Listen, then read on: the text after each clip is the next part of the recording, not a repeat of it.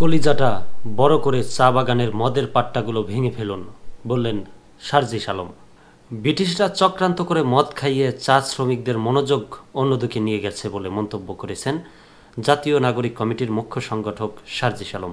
তিনি চা শ্রমিকদের উদ্দেশ্যে বলেছেন, চা বাগানের ভাইদের কাছে অনুরোধ, কলিজাটা বড় করে চা বাগানের মদের পাট্টাগুলো ভেঙে ফেলুন। মাথা যদি ঠিক থাকে কেউ মাথা কিনতে পারবে না।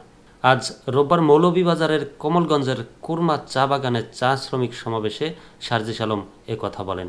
ব্রিটিশদের কিছু নীল নকশা ছিল উল্লেখ করে সমাবেশে তিনি আরও বলেন, সাদা চামড়ার এই মানুষেরা চলে গেছে, কিন্তু আমাদের মধ্যে বিভেদ সৃষ্টি করে গেছে। চা বাগানে এখনও মদের পাট্টা আছে। এগুলো একটা চক্রান্ত।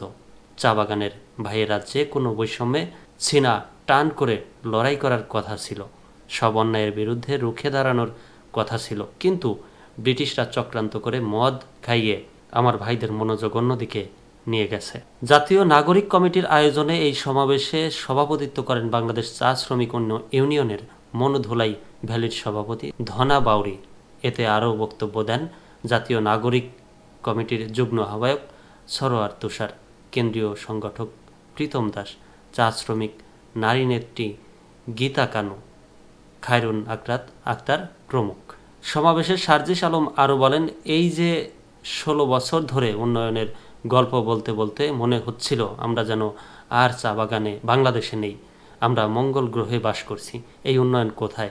শেখ হাসিনার চোখ কি টুঙ্গিপাড়া ছাড়া চা শ্রমিকেরা যেখানে থাকেন সেখানে পড়েনি? এই শ্রমিকেরা যে রেশন পান, সেই রেশন ও মজুরি পর্যাপ্ত নয়। এত কষ্ট করে কাজ করেন তারা।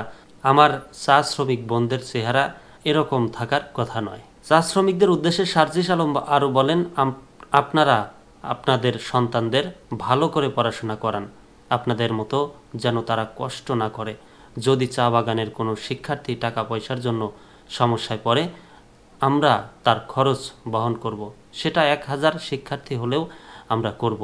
এই জানুয়ারির মধ্যেই আমরা চা শ্রমিকদের নিয়ে জাতীয় নাগরিক কমিটি ও বৈষম্য বিরোধী ছাত্র আন্দোলনের পক্ষ থেকে জাতীয় সম্মেলনের আয়োজন করব। সেখান থেকে আমরা চা শ্রমিকদের সব কিছু সমাধানের চেষ্টা করব।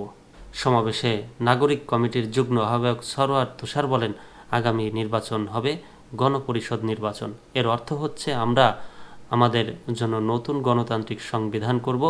সেই সংবিধানের জন্য চা শ্রমিকদের কথা তুলে ধরার জন্য আপনাদের প্রতিনিধি আপনারা পার্লামেন্টে পাঠাবেন। আপনারা প্রস্তুতি নেন আপনাদের বঞ্চনার কথা বলার জন্য, বা নতুন বাংলাদেশে কেউ যেন আপনাদের এড়িয়ে যেতে না পারে। আমরা সবাই বাংলাদেশের নাগরিক, রাষ্ট্রের কাছে আমরা সব অধিকার চাই। সরোয়ার তুষার বলেন, আওয়ামী লীগ চলে গেছে, এখন যারা চাঁদাবাজি করছেন, মামলা বাণিজ্য করছেন, যারা চোরাচালান করছেন, যারা এর সঙ্গে প্রশাসনকে জড়াচ্ছেন, শুনে রাখেন। প্রশাসনের কাছে আমরা পরিষ্কার বলে দিতে চাই, 15 বছরে আপনারা যে কাজ করেছেন, জনগণের বিরুদ্ধে গেছেন, এখন কোনো রাজনৈতিক দলের শেল্টারে আরও যদি জনগণের বিরুদ্ধে যান, তাহলে জনগণ আপনাদের বিরুদ্ধে দাঁড়াবে। আপনাদের একমাত্র কর্তব্য হচ্ছে জনগণের পাশে দাঁড়ানো। যদি কোনো রাজনৈতিক দলের পক্ষে আপনারা যান, আপনারা ভুল করবেন।